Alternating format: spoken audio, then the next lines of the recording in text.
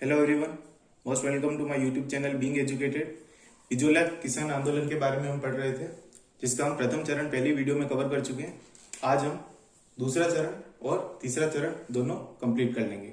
तो पहला चरण हम जानते हैं 1897 से 1915 रहा। दूसरा चरण की स्टार्ट होता है 1915 से 1923 के बीच। तो इस बीच जो प्रमुख घटनाएं हुई उसको हम कवर करेंगे, लेकिन उन घटनाओं को आगे तक ले जाने के लिए जिसका योगदान रहा वे थे विजय सिंह पथिक। पहले उनके बारे में जानते हैं। विजय सिंह पथिक का जन्म जो है 1882 में हुआ और 1954 में इनकी डेथ हो गई थी। इनका जन्म हुआ था गुठावली में। गुठावली कहाँ है? बुलंदशहर, यूपी में। तो यूपी के बुलंदशहर में जो गुठावली गांव है वहां पर विजय सिंह पथिक का जन्म हुआ था और इनका वास्तविक नाम था भूप सिंह गुर्जर। अब सवाल यह बनता है कि जिसका जन्म यूपी के बुलंदशहर में हुआ वो भीलवाड़ा में आंदोलन में भाग क्यों लेगा? तो इसके पीछे एक छोटी सी कहानी है। विजय सिंह पथिक का संपर्क रासबिहारी घोष से हुआ। रासबिहारी घोष हम जानते हैं क्रांतिकारी युवा थे और उसी के चलते विजय सिंह पथिक के मन में भी क्रांति की ज्वाला उठी और इन्हें एक दायित्व दिया गया, बम धमाके का दायित्व। इन्हें अजमेर भेजा गया जहां पर पहले से मौजूद थे गोपाल सिंह खरवा जो कि अजमेर में पहले से मौजूद थे। इन दोनों को बम धमाके का दायित्व दिया गया, लेकिन अजमेर में ये बम धमाका कर पाते उसी पहले जो अंग्रेजी सिपाही थे उन्होंने पकड़ लिया और इन्हें टोडगढ़ किला है अजमेर में, वहां पर इन दोनों को बंदी बना लिया गया। हालांकि टोडगढ़ से भागने में दोनों सफल हुए, लेकिन कुछ आगे चल के गोपाल सिंह को वापस पकड़ लिया गया, जबकि जो विजय सिंह पथिक थे ये वहां से भागने में सफल हुए। वे अजमेर से राजसमंद आए और राजसमंद से चित्तौड़ में ओछड़ी नामक एक जगह वहां पर ये पहुंच गए और ओछड़ी में इन्होंने अपना भेष बदल लिया ताकि इन्हें पकड़ ना पाए और भेष बदल कर ही भूप सिंह गुर्जर ने अपना नाम विजय सिंह पथिक रख लिया। भेष बदलने के बाद वहां पर एक सभा थी, विद्या प्रचारिक सभा जो थे इसको हेड करते थे हरिभाई किंकर। इन्हीं के द्वारा इस सभा की स्थापना की गई थी और उसमें इन्होंने शिक्षक के रूप में काम किया। अब साधु सीताराम के कहने पर ही इनका आंदोलन में प्रवेश हुआ, बिजोलिया के आंदोलन में। तो आखिर साधु सीताराम का वहां पर संपर्क कैसे हुआ? तो जो साधु सीताराम थे वो विद्या प्रचारिक सभा में एक मेंबर थे और ये एक वार्षिक सम्मेलन अटेंड करने आए थे। वहां पर इन्होंने विजय सिंह पथिक का एक धमाकेदार भाषण सुना, जिसके चलते इन्हें लगा कि ये आंदोलन में क्रांति ला सकते हैं। इसीलिए साधु सीताराम ने विजय सिंह पथिक को आंदोलन में आने हेतु कहा और सन 1916 में विजय सिंह पथिक की एंट्री होती है बिजोलिया किसान आंदोलन में, जो 1950 से 1923 चला। तो अब देखते हैं इस बीच क्या क्या हुआ जब विजय सिंह पथिक की एंट्री हो जाती है बिजोलिया किसान आंदोलन में। उस समय चल रहा था वर्ल्ड वॉर वन हम जानते हैं 1914 से 1918 के बीच चल रहा था। तब जितने भी किसान थे उन सभी से कुछ राशि मांगी जाती थी, लेकिन विजय सिंह पथिक के नेतृत्व में किसान ने कोई भी राशि देने को मना कर दिया और कोई भी जो सरकारी इंस्टीट्यूशन होता है उसको भी फॉलो करना बंद कर दिया। आगे चल के 1917 में विजय सिंह पथिक ने एक पंचायत का गठन किया जिसका नाम था बिजोलिया किसान पंचायत, जिसको हैंडल कौन करता था? ऊपरमाल पंच बोर्ड। और ऊपरमाल पंच बोर्ड के उस समय अध्यक्ष बनाए गए मन्ना पटेल। ये 1917 की बात है। फिर 1918 में हम देखते हैं कांग्रेस का अधिवेशन होता है, बंबई अधिवेशन, और वहां पर विजय सिंह पथिक गांधी जी से मिले और उन्होंने बिजोलिया के किसानों की हालत बताई। गांधी जी ने महादेव देसाई को बिजोलिया जाने को कहा और वहां से रिपोर्ट लाने को कहा। तो महादेव देसाई ने अपनी रिपोर्ट पेश की और उन्होंने बताया कि बिजोलिया का वातावरण बिल्कुल दम घोटू है, अगर वहां कोई भी रह जाए तो दम घोटने जैसी वहां पर स्थिति है। फिर नेक्स्ट 1919 में दोबारा से एक अमृतसर अधिवेशन होता है कांग्रेस का, वहां पर दोबारा जाते हैं विजय सिंह पथिक और विजय सिंह पथिक बीएसपी यानी विजय सिंह पथिक वहां पर प्रस्तावना रखते हैं जो बिजोलिया के किसानों की जो हालत है उसके ऊपर, जिस पर बीजीटी यानी कि बाल गंगाधर तिलक ये तो करते हैं सपोर्ट, लेकिन गांधी जी इसको सपोर्ट नहीं करते, इसलिए वो प्रस्तावना वहीं रद्द हो जाती है। तो 1919 में प्रस्तावना रद्द होने के बाद 1919 में जो है विजय सिंह पथिक एक और जो है इंस्टीट्यूट का गठन करते हैं, वो होती है राजस्थान सेवा संघ। राजस्थान सेवा संघ का गठन विजय सिंह पथिक द्वारा किया गया। कहां पर? वर्धा कहां आता है? महाराष्ट्र में। मात्र यही नहीं थे, कुछ और भी मेंबर्स थे राजस्थान सेवा संघ का गठन करने में। उनका जो थे उनका नाम था माणिक्यलाल वर्मा, राम नारायण चौधरी और जमनालाल बजाज। माणिक्यलाल वर्मा ने कुछ इंपॉर्टेंट कविता लिखी, जैसे पंछीड़ा और अर्जी। पंछीड़ा कविता का उद्देश्य था जो बिजोलिया के किसान थे उनको प्रेरित करना। वही अर्जी कविता जो है ये बूंदी के किसानों को प्रेरित करने के लिए, बूंदी के किसानों को प्रेरित करने के लिए अर्जी, और पंछीड़ा जो थी ये बिजोलिया किसानों के लिए थी। रामनारायण चौधरी का बेंगू का आंदोलन था, वहां पर इनका योगदान था। वहीं जमनालाल बजाज जो है, इनके बारे में 2-3 चीजें आप जान लो। इनका जन्म हुआ था सीकर में। ये अपने आप को गांधी जी के 5वें पुत्र बताते थे। ये कहते थे कि वे गांधी जी के 5वें पुत्र हैं, और अंग्रेजों ने राय बहादुर की इनको उपाधि दी थी, किनको, जमनालाल बजाज को। और कारण क्या था राय बहादुर की उपाधि देने का? क्योंकि जब वर्ल्ड वॉर शुरू हुआ था तब इन्होंने अंग्रेजों की काफी मदद की थी, इसलिए इन्होंने जो है राय बहादुर की उपाधि धारण की और दी गई थी अंग्रेजों द्वारा।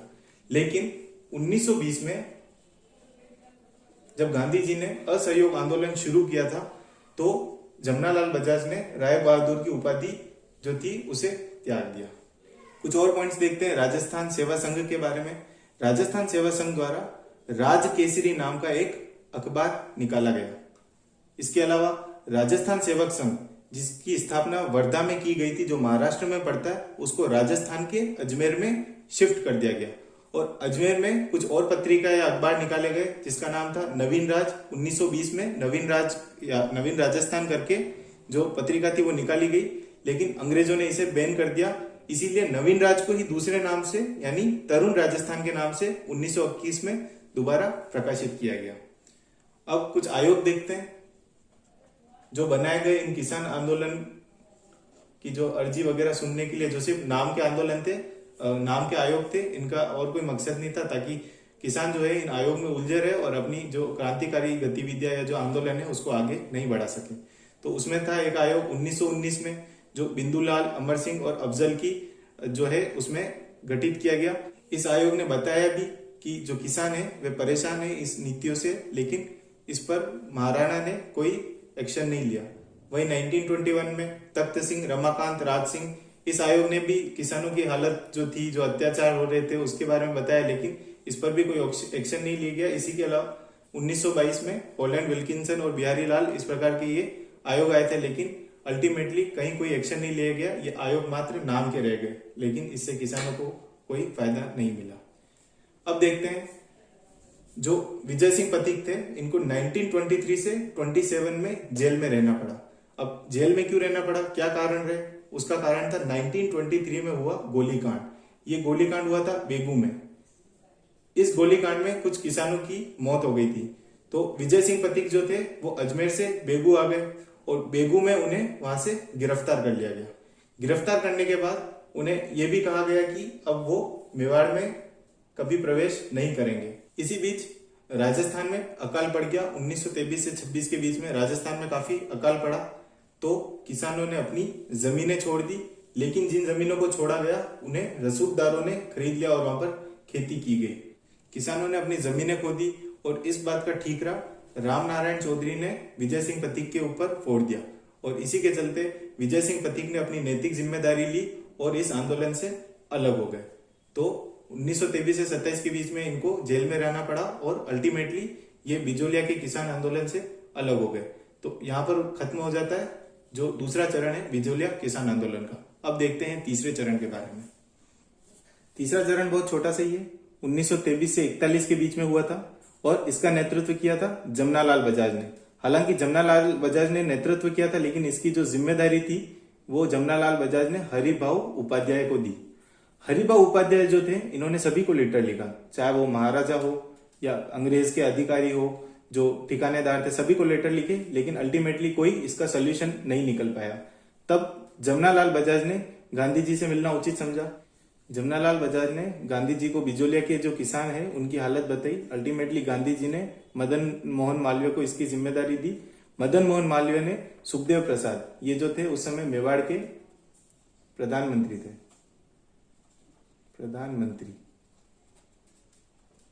इनको लेटर लिखा, लेकिन ये सब करने के बाद भी कोई फायदा नहीं मिला। किसान, जो बिजोलिया के किसान थे, उनकी हालत वहीं की वहीं रही।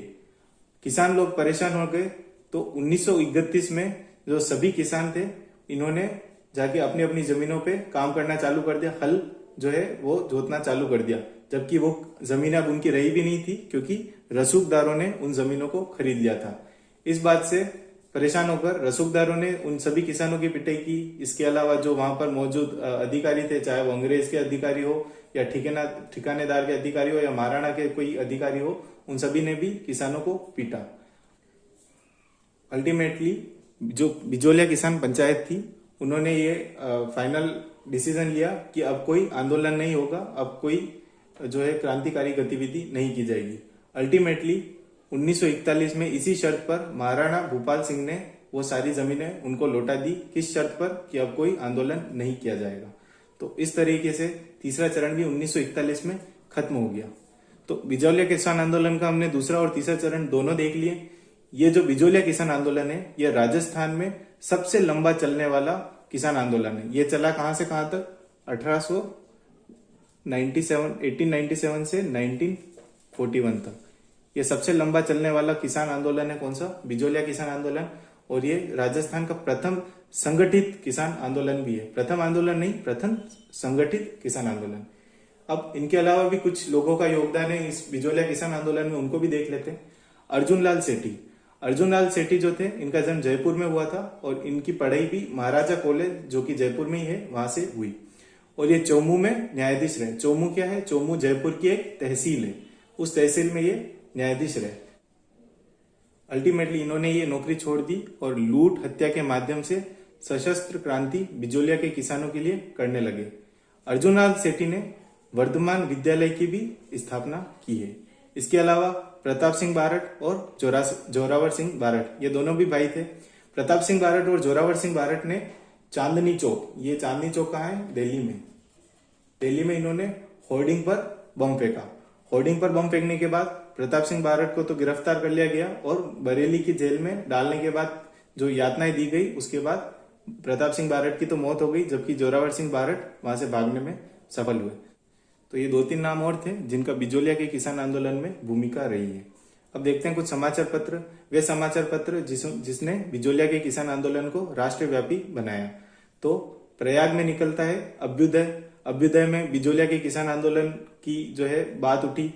इसके अलावा कानपुर में प्रताप, इस समाचार पत्र में भी बिजोलिया के जो किसान थे उनकी पीड़ा को देखा गया। भारत मित्र, ये कोलकाता में निकलता है, इसमें भी बिजोलिया के किसान आंदोलन की बात उठी। मराठा जो है वर्धा महाराष्ट्र में, मराठा को कौन संचालित करते थे? बीजीटी यानी बाल गंगाधर तिलक जो थे, मराठा जो अखबार था उसको संचालित करते थे और ये वर्धा में छपता था और इसमें भी बिजोलिया के किसान आंदोलन की बात उठी। इसके अलावा ऊपर माल डंका हम जानते हैं बिजोलिया में है जो है, ये अखबार प्रकाशित होता था और ये हस्तलिखित ये प्रकाशित होता था और इसको प्रकाशित करते थे कौन? राम नारायण चौधरी और साधु सीताराम। तो इस तरीके से दूसरा और तीसरा चरण जो है बिजोलिया किसान आंदोलन का, ये भी पूरा हो गया। Thank you everyone for watching this video.